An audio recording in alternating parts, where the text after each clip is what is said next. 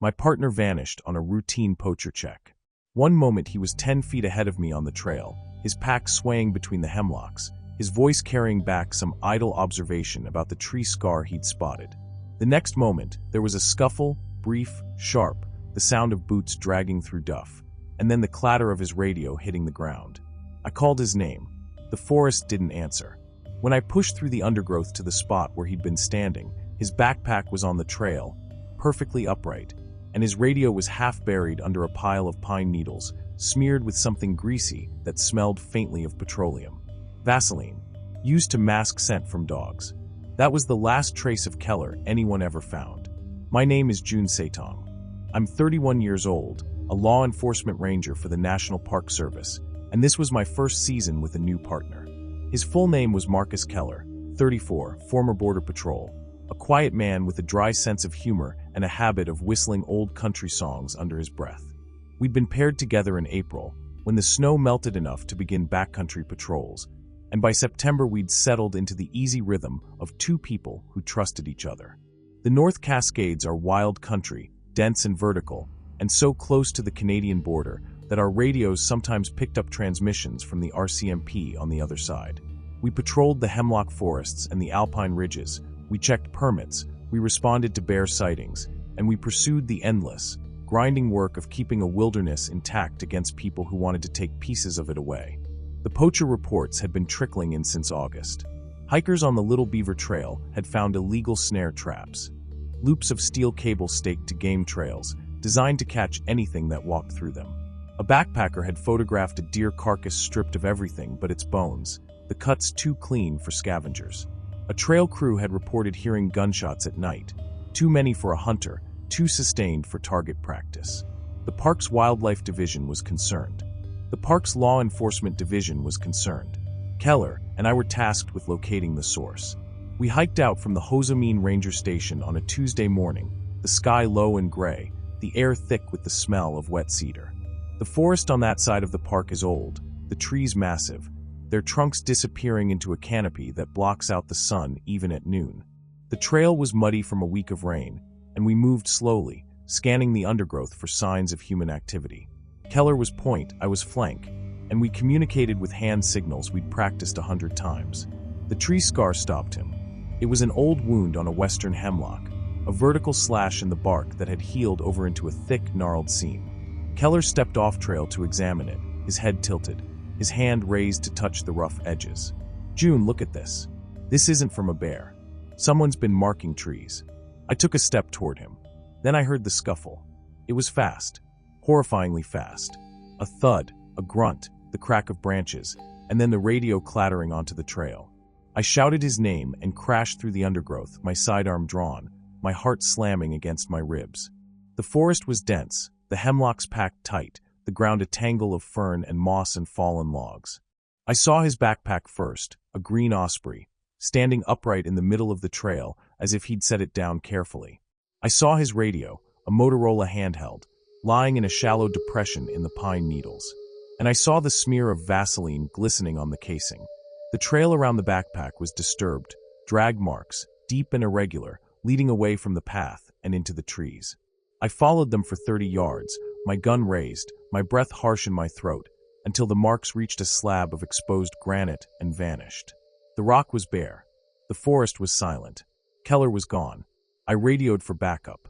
My hands were shaking so badly, I could barely key the mic. The dispatcher at Marblemount took my call and patched it through to the district supervisor, who activated the park's missing person protocol within the hour. A search team assembled. Dogs were brought in. A helicopter swept the canopy. And all of it yielded exactly nothing. No, that's not true. It yielded something. The dogs led us to a draw about a mile north of the trail, a steep-sided ravine choked with devil's club and old-growth cedar. At the bottom of the draw, half hidden under a canopy of fallen branches and camouflage netting, was a mine adit. An old copper mine, abandoned since the 1930s, its entrance shored up with rotting timbers and its floor packed hard by years of foot traffic. Scattered around the entrance, glittering in the beam of my flashlight, were 1,000 empty shell casings. 7.62 caliber. The kind of round you'd use for an AK pattern rifle. Inside the mine, the poachers had built a camp. It was a full operation, not some two-man trapping outfit. Cots lined the walls.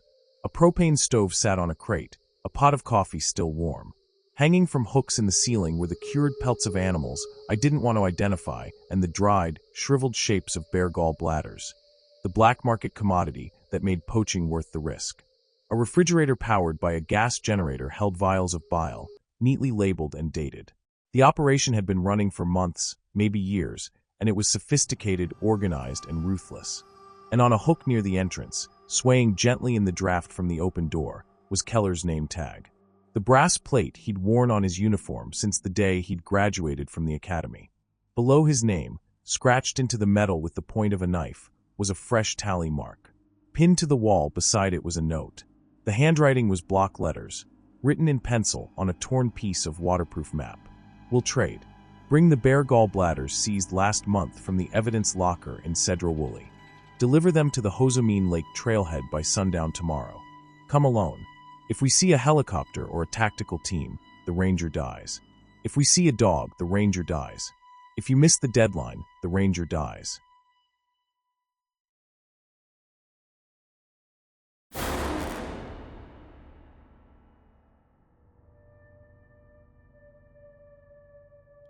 We had seized those gall bladders. In August, a joint operation with the U.S. Fish and Wildlife Service had raided a smuggler's warehouse in 𝐬𝐲𝐸𝐻𝐿 and confiscated a shipment of bear parts bound for Asia. The gall bladders, 73 of them, were being held in a federal evidence locker pending trial. The poachers in the mine knew about the seizure. They knew about the evidence locker. They knew about Keller and me and the trail we'd be walking that Tuesday morning. They'd been watching us for days, maybe weeks, and they'd taken Keller alive as a bargaining chip. The rescue attempt failed. I want to say we tried, that we did everything in our power, that we brought the gall bladders to the trailhead and made the trade and got Keller back.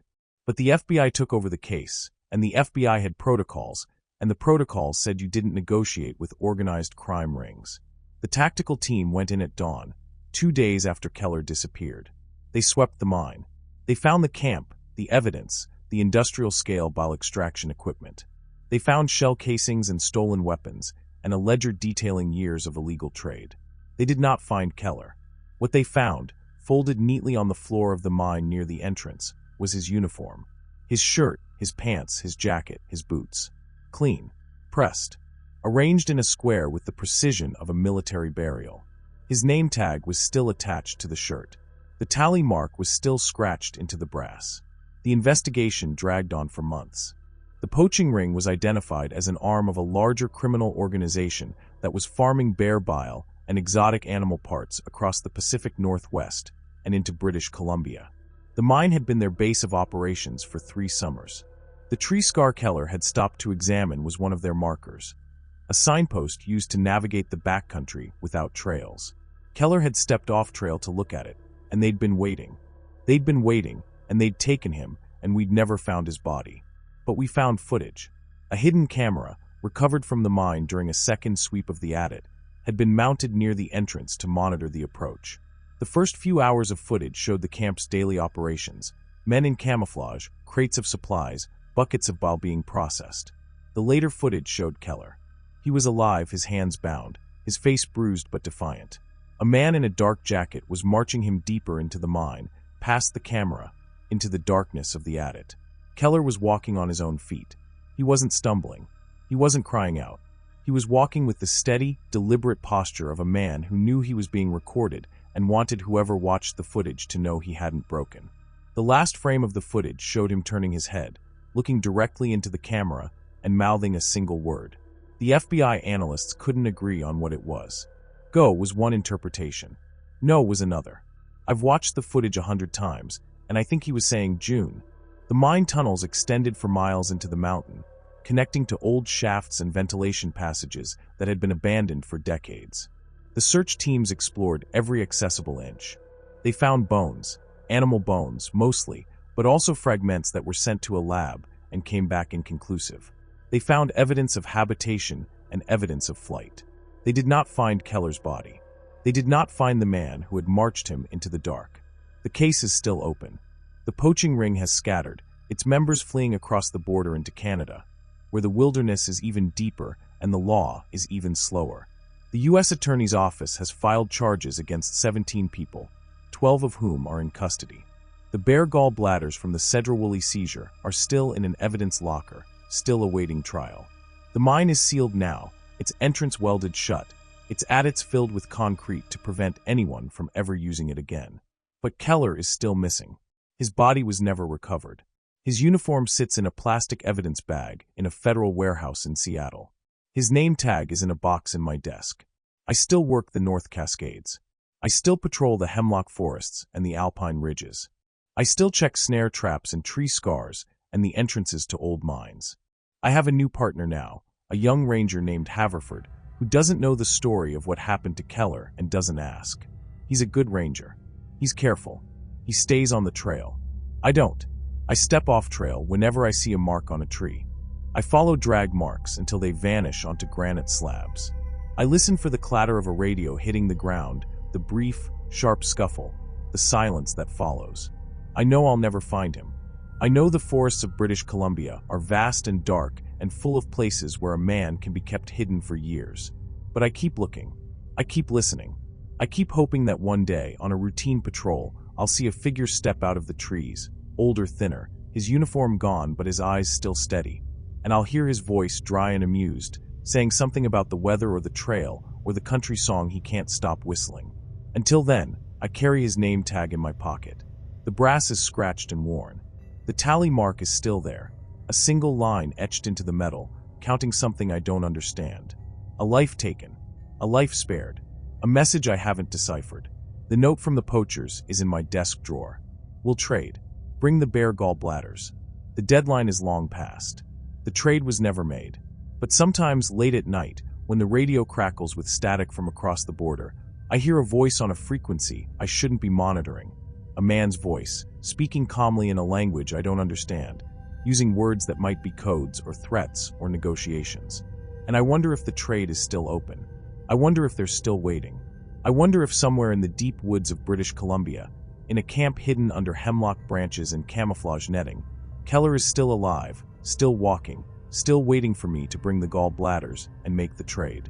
I would trade every piece of evidence in the federal locker for one more day of search, one more trail, one more footprint. I would trade everything I have for the sound of his voice on the radio, dry and amused, asking me what took me so long. The forest is still there. The mine is sealed. The trail is cold. But I'm still walking it. I'll always be walking it. And maybe someday I'll step off trail to examine a tree scar, and I'll hear a scuffle, and I'll run toward it instead of away. And this time I'll be fast enough. This time I'll be there. This time I'll find him before he vanishes into the dark. The footage ends with him mouthing my name. That's what I believe. That's what I have to believe. Because if he wasn't calling for me, then he was calling for someone else. And that means there's something I missed. A clue, a signal, a last message I haven't understood. The mine is sealed.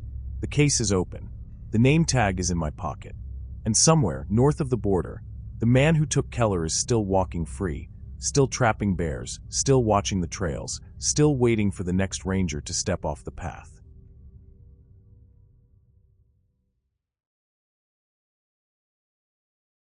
Hello, friends. Did you know that nearly 80% of those who watch my videos aren't subscribed? If you enjoy the content, I'd truly appreciate it if you hit that subscribe button. It helps a lot. Also, don't forget to leave a like and share your thoughts in the comments. Your interaction not only supports the channel's growth, but also helps these stories reach more people. Thank you all for being here. By the way, where are you watching from? Let me know in the comments. Now, let's get started. The 911 call came in at 11:42 p.m. on a Thursday night in February, and it came from a payphone that didn't exist anymore. I know how that sounds, but the call center in Reading had the number on their screen, and when they ran it through the database, it came back as the public payphone inside the 𝐭𝐬𝐲 Visitor Center at Lassen Volcanic National Park, the visitor center that we had demolished 2 years ago. My name is Cliff Drayton, and I'm the Chief Ranger at Lassen. I've worked here for 19 years, 12 of them on the night shift, and I've learned that winter in a closed national park does strange things to time and sound and the human mind. The park shuts down in November, the roads close, the snow falls in feet instead of inches, and by February the only people on the mountain are a skeleton crew of rangers and the occasional backcountry skier who didn't read the closure notices. We keep the radio on. We keep the emergency lines open. And we answer every call, even the ones that shouldn't be possible. The dispatcher that night was a woman named Callie Ordway, 25, sharp as a tack and not given to nerves. She patched the call through to my office and her voice was steady, but I could hear the confusion underneath. "Chief, I've got an open 911 line from the old visitor center. Female, sounds young, says she's trapped in the bathroom. I've verified the number. It's the payphone from the main lobby, the one that got ripped out when they tore the building down." I pulled on my coat, my mind already running logistics. The old visitor center had been a concrete and glass structure built in the 1960s, and by 2018 it was crumbling. We'd raised it in 2022 as part of a renovation project, hauled away the debris, filled the basement, and paved the lot into a parking area for the new temporary facilities. There was no payphone. There was no bathroom. There was no building. But the call was real, and a woman's voice was on the other end, and I wasn't going to hang up because the facts didn't fit. "Put her through," I said.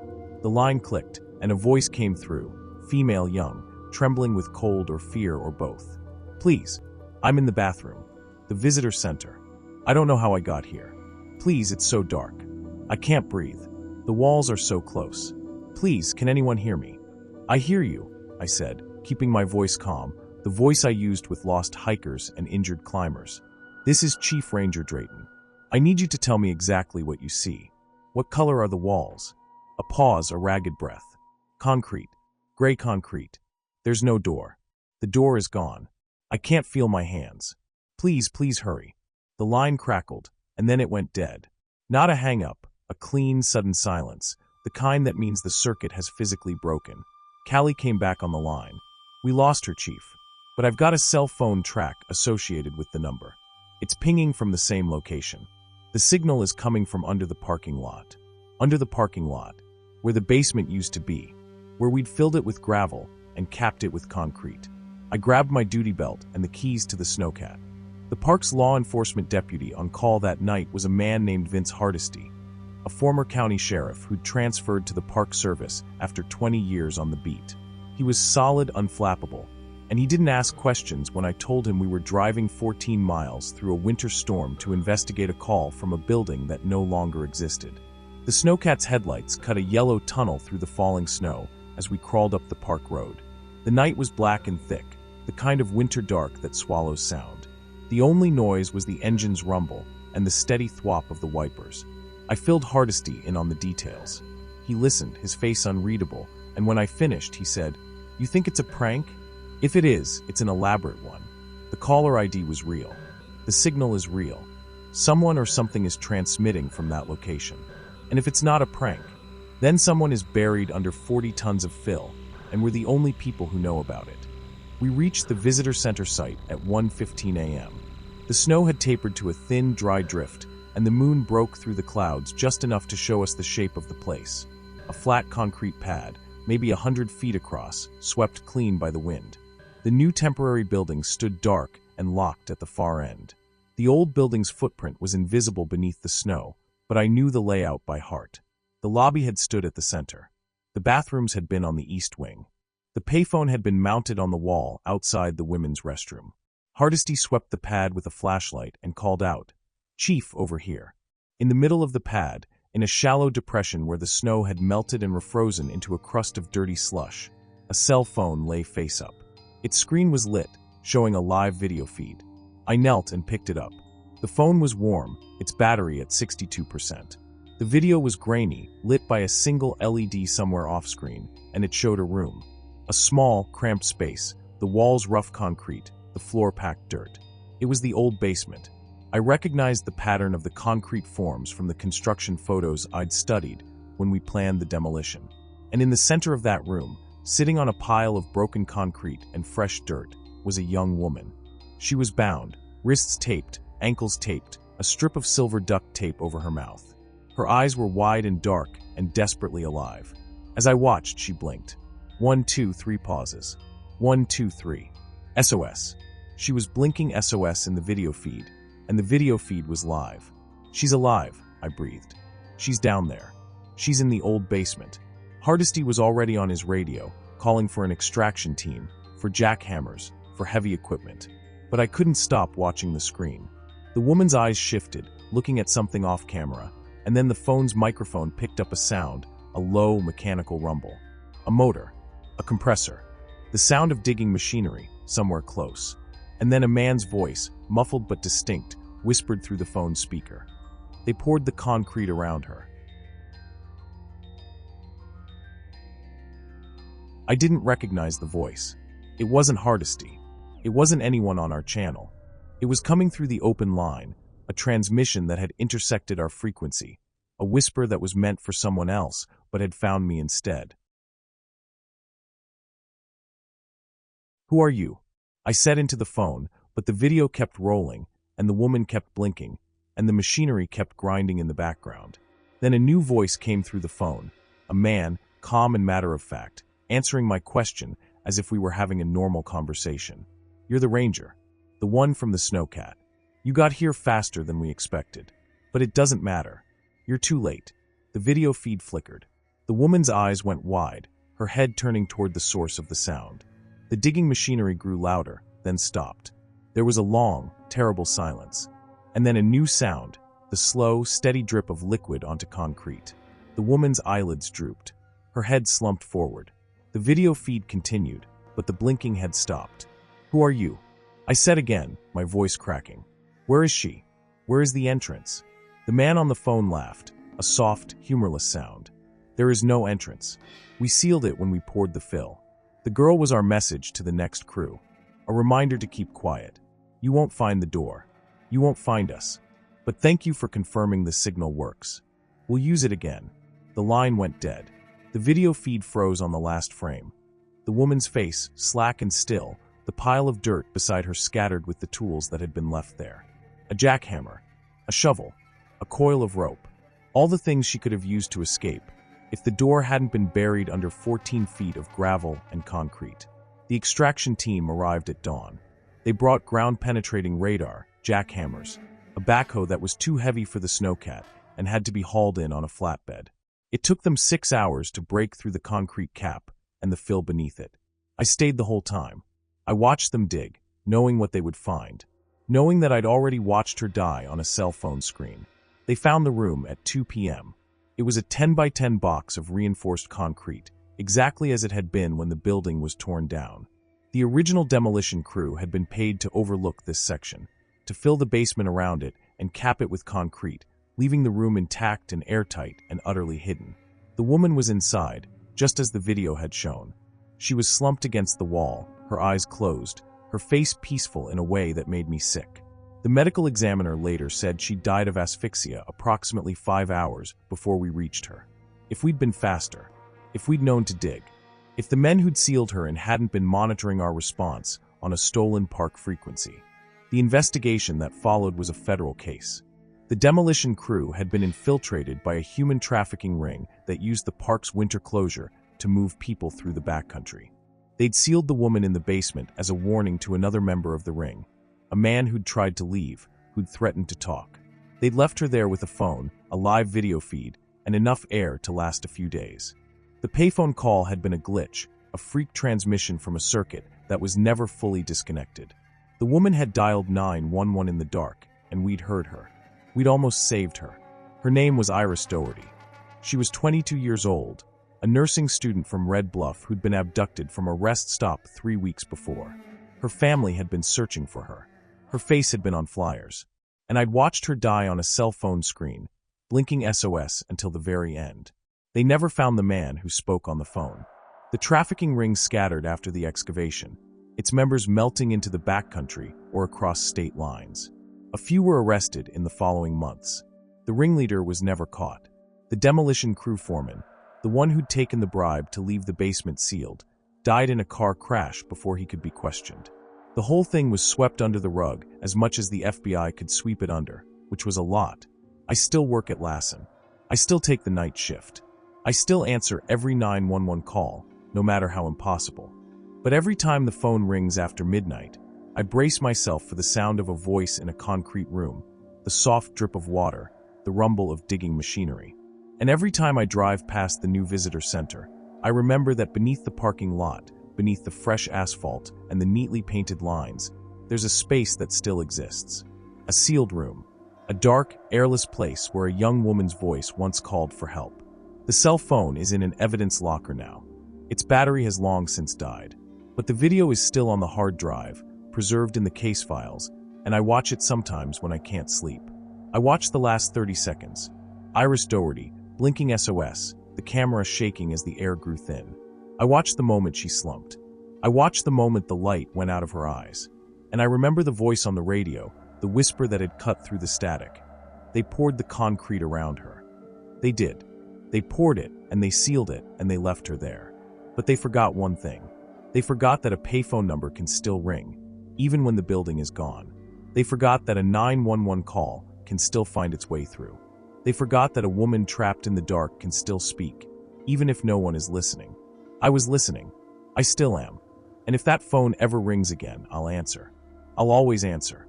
But I know, with the cold certainty of a man who's watched too many winters pass, that the next call won't be a glitch. The next call will be a new voice, a new room, a new cell phone lying in the slush. Because the ring is still out there. The demolition crews are still working. And somewhere in the deep, dark places of Lassen Volcanic National Park, someone is always waiting to blink SOS at a camera that will never save them. I'll be there. I'll answer. But I'll never be fast enough.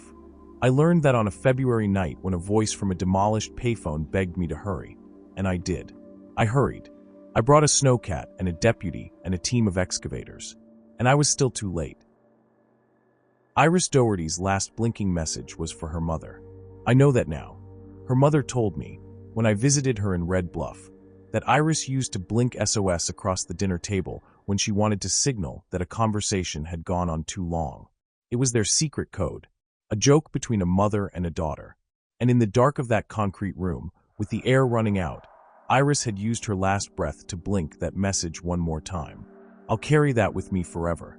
The blinking, the silence, the sound of the digging machinery stopping, and the voice on the radio, calm and final. You're too late. I am too late. I've always been too late. But I'm still here. I'm still listening. And if that payphone ever rings again, I'll be the first to answer. Even knowing what I know. Even knowing I'll be too late again. Because someone has to listen. Someone has to try. Even when the building is gone. Even when the voice is just a whisper on a dead line.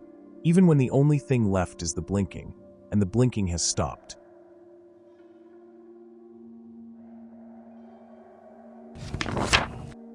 The bear-proof food locker was latched from the inside. Steel box. Government issue. Designed to keep bears out, not people in.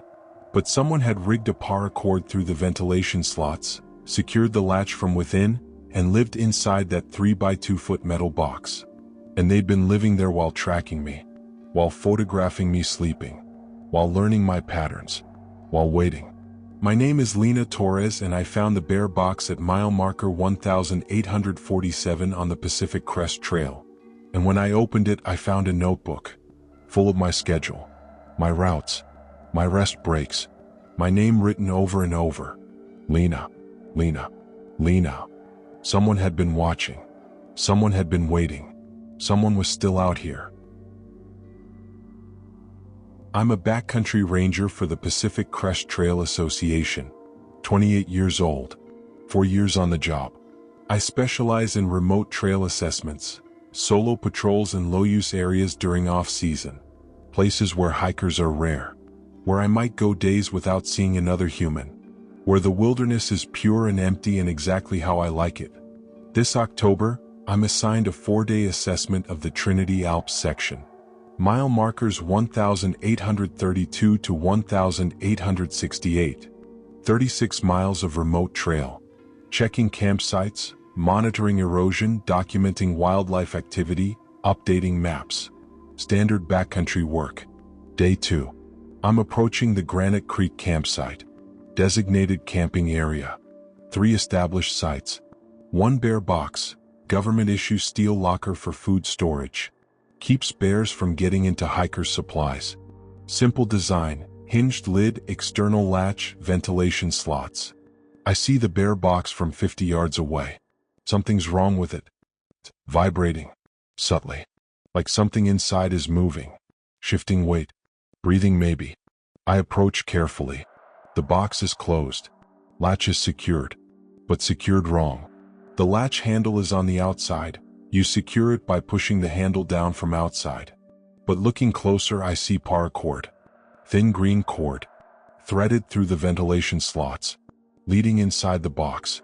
Connected to the latch mechanism on the interior side. Someone rigged it. Someone made it possible to latch the bear box from inside. Someone has been inside this box. Living in it maybe. Hiding in it. Using it as shelter. I draw my radio. Standard protocol. Document unusual findings. Base: this is Ranger Torres. Mile 1847, Granite Creek site. Found bear box with evidence of human occupation. Appears someone has been sheltering inside.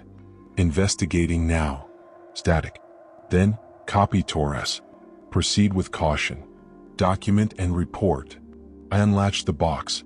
The paracord goes slack. I lift the lid slowly. Ready for anything. Ready for a person to be inside. Ready for confrontation. The box is empty. No person.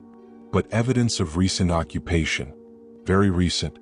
Inside I find a narrow sleeping pad cut to fit the interior dimensions.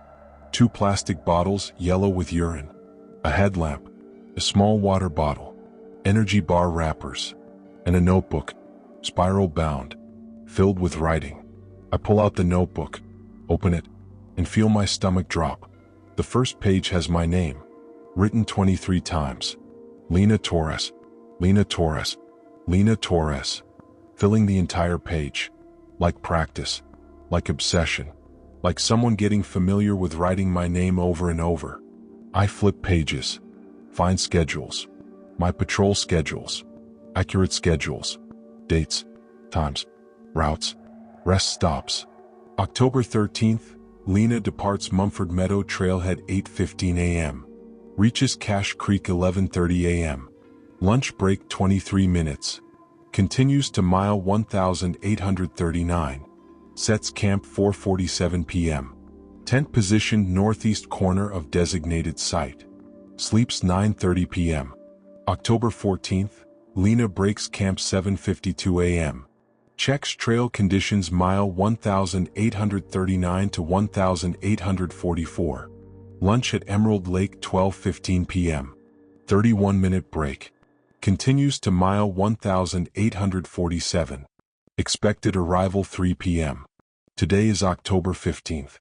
The entry predicted I'd arrive at mile 1847. This exact location, at approximately 3 p.m. I checked my watch when I arrived. 2:47 p.m. 13 minutes early. But otherwise the prediction was perfect. Someone has been following me, tracking me, recording my movements, learning my patterns. With terrifying accuracy, I flip more pages, find more entries, more observations, more details about me, my habits, my routines, things only someone watching closely would know. Lena favors left side when stepping over logs. Lena drinks water every 1.2 miles average. Lena hums when hiking alone, doesn't realize she does this. Lena checks her phone at rest stops even though no signal habit. Lena sleeps on her right side. Lena talks in her sleep, can't make out words from distance. Distance. From distance. How close has this person been? Close enough to hear me sleep talking. Close enough to document which side I sleep on. Close enough to know habits I don't know I have. I keep flipping. Find more pages. Find drawings. Sketches of me. Crude but recognizable. Me hiking. Me setting up tent. Me eating. Me sleeping. All drawn from observation. All showing me unaware. All proving I've been watched for days without knowing. Then I find the Polaroid. Tucked between pages. Instant photograph. Recent. The image shows me. Sleep. In my tent. Sleeping bag visible. Face visible. Clearly me. Clearly asleep. The photo was taken from inside my tent. Close range. Maybe 2 feet from my face. Someone entered my tent while I slept. Stood over me. Took a photograph. Left without waking me. And I never knew. Never suspected. Never felt the presence. My hands shake. This is beyond stalking. This is predatory. This is dangerous. This person has been close enough to harm me multiple times. Has chosen not to, yet. But has been establishing patterns. Learning routines. Building information. For what purpose?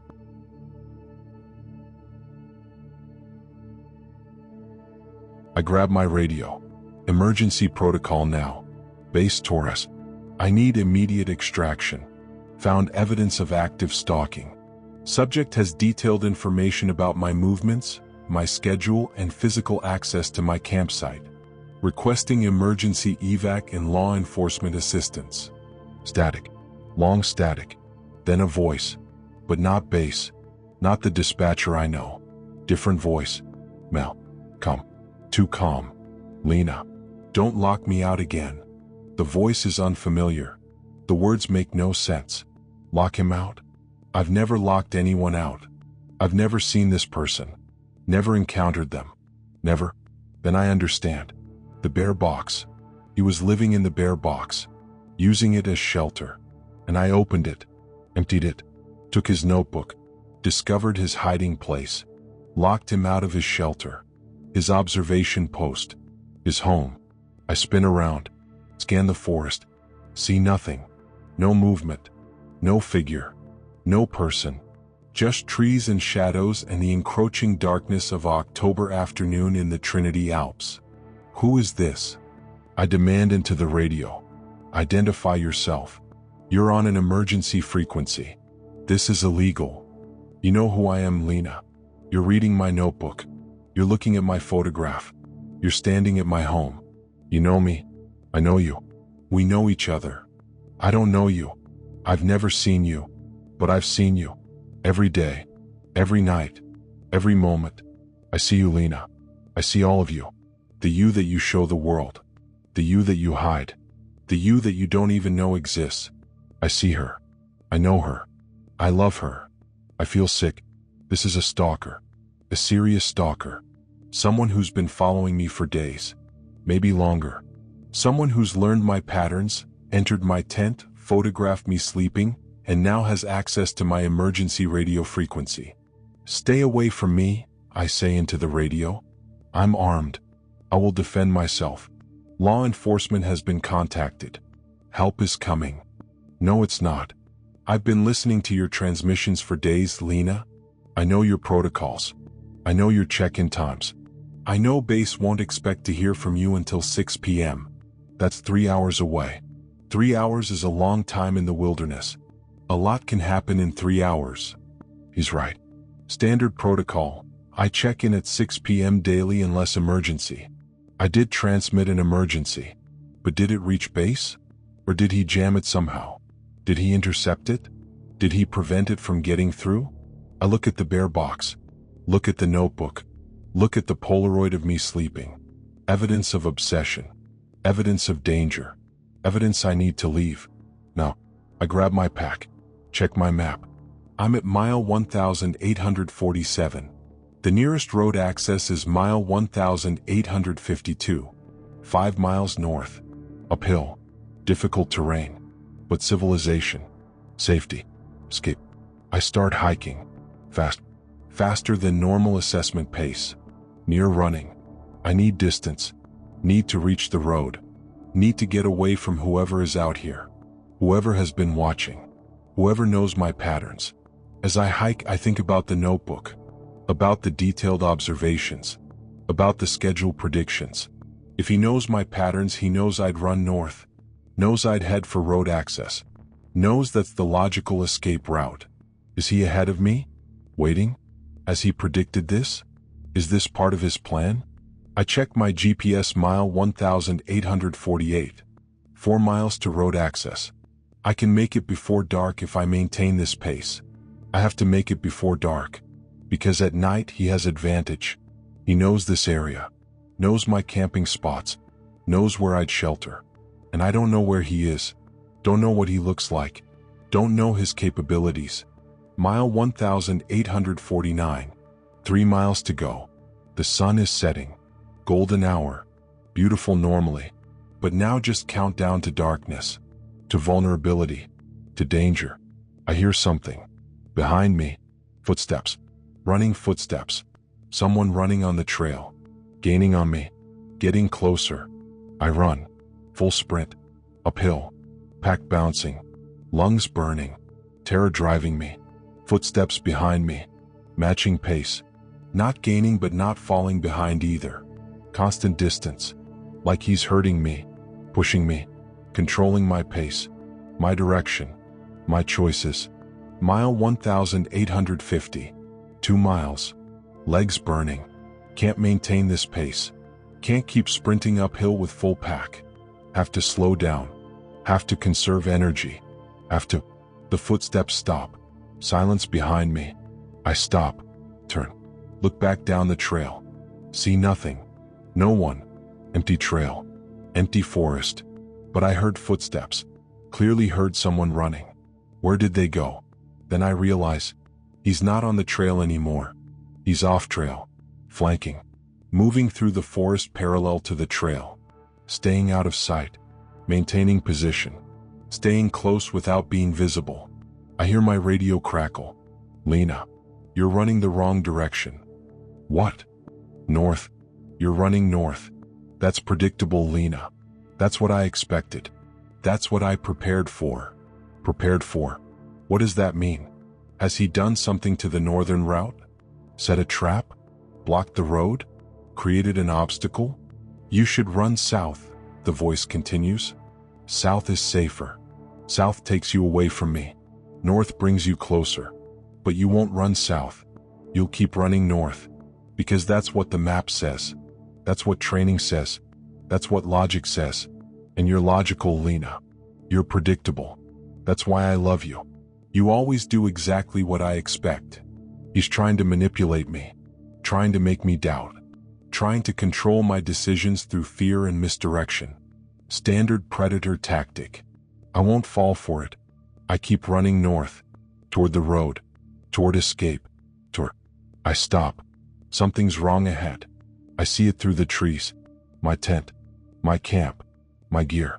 At mile 1851, set up exactly as I would set it up, positioned in my preferred spot, arranged in my typical configuration. But I didn't set up camp. I didn't stop here. I'm running. I'm escaping. I haven't made camp. He did. He set up my camp, used my gear, positioned everything exactly as I would position it, because he knows my patterns, knows my preferences, knows how I camp, and he's recreated it perfectly. What? To stop me? To confuse me? To demonstrate his knowledge? To prove he understands me better than I understand myself? I approach carefully. The tent is zipped closed. Something's inside. I can see movement, shifting weight. Someone or something is in my tent. Hello, Lena. The voice comes from the tent, not from the radio, from inside my tent. He's in there, in my gear, in my space, waiting. I back away, not approaching, not engaging. I need to go around, need to bypass this, need to continue north without confronting whatever is in that tent. Don't you want to talk? The voice calls. Don't you want to meet me? After all this time? After all these days of being together? Of sharing the wilderness? Of sharing the trail? Don't you want to see who's been keeping you company? We haven't been together. You've been stalking me. That's not companionship. That's a crime. Is it? I thought we were hiking partners. I thought we were trail friends. You lead. I follow. You camp. I watch. You sleep. I guard. Perfect partnership. You photographed me sleeping. You entered my tent without permission. You've been tracking my movements and broadcasting on my emergency frequency. That's not partnership. That's predatory behavior. Perspective, Lena. It's all about perspective. To me, I'm protecting you, watching over you, making sure you're safe in the wilderness. To To you I'm a threat. But who's right? Who decides what this relationship is? You? Me? Society? The law. The law decides. And the law says what you're doing is illegal, is stalking, is harassment, is criminal. The law isn't here, Lena. Just us. Just you and me in 36 miles of wilderness. The law is back in civilization. We're beyond that now. We're in nature, where different rules apply, where survival matters more than legality, where the strong protect the weak, where I protect you. I don't need your protection. Don't you? You're alone. You're vulnerable. You're miles from help. Anything could happen to you out here. Animals, weather, injury, getting lost. So many dangers. But you're safe, because I'm watching, because I'm here, because I care. The tent unzips, slowly. Someone's emerging. I see a hand, then an arm, then I run. Don't wait to see more. Don't want to see. Don't need to see. I just run. Off trail, into the forest, bushwhacking through undergrowth, away from the tent, away from him, away from whatever was emerging. Behind me I hear laughter, not angry, not threatening, just amused, like this is a game, like my fear is entertainment, like he's enjoying this. Run, Lena, run. I love watching you run. Your form is beautiful, the way you move through the forest, the way you navigate obstacles, the way you never give up. Run, Lena, run. I crash through branches. Thorns tear my clothes, my face, my hands. I don't care. I just need distance, need to escape, I break through into a clearing and stop because I see something ahead. A headlamp, single light, stationary, positioned at the northern edge of the clearing, right where I was heading, right where the trail continues, right where escape should be. The headlamp blinks. Deliberate, signaling, communicating, saying, I'm here. I'm ahead of you. I'm blocking your escape route. I'm exactly where I said I'd be. Because I know you. Because I know where you'd run. Because I predicted everything. I told you north was the wrong direction, the voice says through my radio. I told you I prepared. I told you I expected this. Did you think I wouldn't know? Did you think I hadn't planned? I've been planning for weeks, Lena. Mapping your entire season. Learning your routes. Your preferences. Your decisions. I know you better than you know yourself. I know where you'll run before you run. I know where you'll hide before you hide. I know everything, Lena. Everything. I'm trapped. He's ahead of me. Behind me. Using my gear. Using my tent. Blocking my escape. Controlling the situation. Hurting me. Hunting me. I check my GPS, look for alternatives. South, back toward my starting point, but that's days of hiking. East, no trails, just wilderness, but that means getting lost. West, steep terrain, dangerous in darkness, but possible. Dangerous but possible. I run west, toward the steep terrain. Toward the danger I can see instead of the danger I can't. Toward geographical threat instead of human threat. Toward anything that isn't him. The terrain gets rougher, steeper, darker. I'm using my headlamp now. Can't see without it. But using light means he can see me, can track me, can follow. I hear him. Behind me again. Not close but not far. Maintaining distance. Following. Hurting. Like he's pushing me toward something. Toward some specific location. Toward some predetermined endpoint. Where is he pushing me? What's ahead? What has he planned? I hear water. River. The Trinity River. I'm approaching the river. That's west of the trail. That's off-map territory. That's dangerous terrain. The voice on the radio. Careful, Lena. River's high this season. Current strong. Don't fall in. I'd hate to lose you. I'd hate for this to end badly. I'd hate for you to get hurt. Please be careful. I care about you. I want you safe. Just not free. Safe but not free. With me. Forever. Forever. He plans to keep me. This isn't just stalking. This is kidnapping. This is abduction. This is someone who's decided I belong to him. Who spent weeks planning this. Who's herded me away from escape routes? Who's isolated me? Who's controlling the situation? I reach the river. It's wide, fast, cold, dangerous. But across the river, maybe 200 yards, I see lights. Headlights. A road. Highway 3. Civilization. Safety. Escape. If I can cross the river, I can reach the road. Can flag down a vehicle. Can get help. Can escape. But the river is dangerous. October water. Snowmelt fed. Fast current. Deep. Cold enough to cause hypothermia in minutes. Crossing is high risk. Potentially fatal. Behind me, I hear him approaching. Footsteps. Getting closer. Getting louder. Getting ready to emerge from the forest. Getting ready to reveal himself. Getting ready to... I jump. Into the river. No hesitation.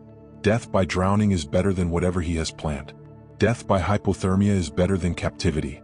Risk is better than certainty. The water hits like ice. Suck. Gasping. Lungs seizing. Cold so intense it's painful. Current pulling. Dragging. Trying to sweep me downstream. Trying to pull me under. I swim. Desperate. Clumsy. Weighted down by pack. Weighted down by clothes. Weighted down by gear. But swimming. Fighting. Surviving. Behind me I hear screaming. Frustration. Rage. A voice, his voice, no longer calm, no longer controlled, no longer amused. Just angry. Furious. Defeated. Lena. No. Come back. You're mine. You're supposed to be mine. I planned this. I prepared this. You're ruining everything. Come back. Come back. I don't look back. Don't respond. Just swim. Fight the current. Fight the cold. Fight toward the lights. Toward the road. Toward escape. My hands touch rocks. Opposite shore. Shallow water. I crawl. Scramble. Pull myself onto the bank. Shivering. Hypothermic. Exhausted. But alive. But across. But safe. I look back. Across the river. See a figure. Standing on the opposite bank. Silhouetted. Man shape. Tall. Just standing. Watching me. Not following. Not crossing. Just watching. The screaming has stopped. The anger is gone. He's just silent now. Defeated. Accepting. Recognizing failure. Understanding I've escaped. Understanding it's over. I stand. Stumble through the brush. Reach the highway. Flag down the first vehicle. Pickup truck. Elderly couple. Shocked to see a soaking wet ranger emerging from the forest at 7 p.m. on Highway 3. Call 911. I gasp. Stalker. Pacific Crest Trail. Mile 1847. Ranger Torres. Emergency. Call now. They call. Within 20 minutes, Shasta County Sheriff arrives. I explain everything. The bear box. The notebook. The Polaroid. The radio contact. The chase. The escape. They investigate. Find the bear box at mile 1847. Find the notebook. Find the Polaroid. Find the tent setup at mile 1851. Find evidence of occupation. Find DNA. Find fingerprints. Find everything I described. They identify him. James Whitlock. Age 34. Former fire lookout. Fired 3 years ago from the Trinity Alps district for stalking a female ranger. Restraining order. Mandatory counseling. Thought to have left the area. But he hadn't left. He'd stayed. Stayed in the wilderness. Learned the trails. Learned the patterns. Learned the ranger schedules. Waited for the right target. Found me. Mapped my entire season. Planned this abduction. Failed only because I chose drowning over capture. They searched for him.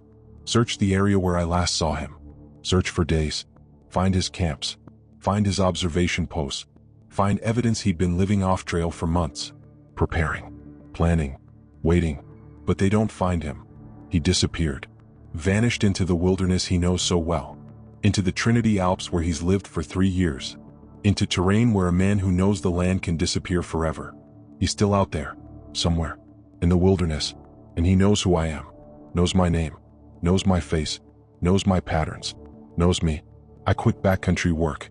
Can't do it anymore. Can't be alone in the wilderness knowing he might be watching. Might be following. Might be planning another attempt. I work in the office now. Urban parks.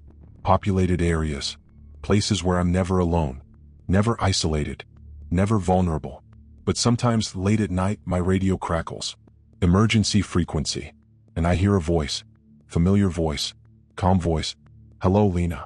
I'm still here. Still watching. Still waiting. You escaped once. But wilderness is patient. I'm patient. Someday you'll come back. Someday you'll return to the trail. And when you do, I'll be ready. I'll be waiting. I'll be home. In the bear box. Where I belong. Where you'll find me. Where we'll finally be together. Forever. Then static. Then silence. Then nothing but the memory of being hunted. Of being watched. Of being someone's obsession. Of being prey. The Pacific Crest Trail is 2,650 miles long. James Whitlock knows every mile of the Trinity Alps section. Every camp. Every bear box. Every hiding place. Every observation post. And he's still out there. Still living in the wilderness. Still watching the trail. Still waiting for the next solo ranger. The next woman alone. The next Lena. If you hike the Pacific Crest Trail. If you camp in the Trinity Alps. If you use the bear boxes. Check inside carefully. Check for paracord through the ventilation slots. Check for evidence of occupation. Check for notebooks. Check for photographs. Because someone might be living in the bear box. Someone might be watching you.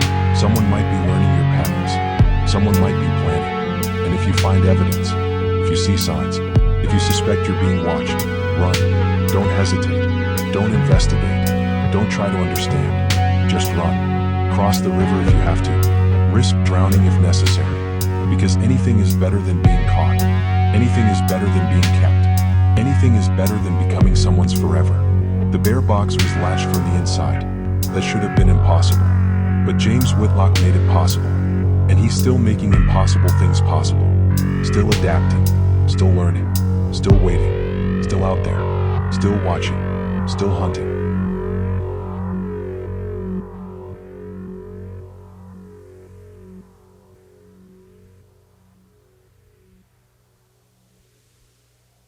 Friends, that was the story for today. I hope you enjoyed it and that it stayed with you in the best chilling way possible. If you made it all the way to the end, thank you. Your time and support truly mean more than you know. This channel is growing because of listeners like you. If you want more real and disturbing encounters like this, please consider subscribing. It really helps the channel continue bringing these stories to life. And if this story gave you chills, let me know in the comments. I read them all, and your thoughts make this community stronger. Until next time, turn off the lights, double-check the room, and I'll see you in the next story.